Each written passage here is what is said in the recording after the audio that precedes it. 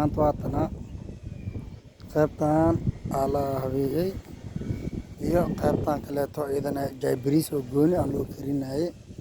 oo maaragtay qaybtan aa ujeedin jaay bariis oo loo karinaayey meelaha oo dhan buuxiis waaye meeshaan haafkan iyadana waa sameynay markana iyadana haafkan inta isagana ilaa waxaa meeshaan ilaa inta meeshaan bilaw waa kana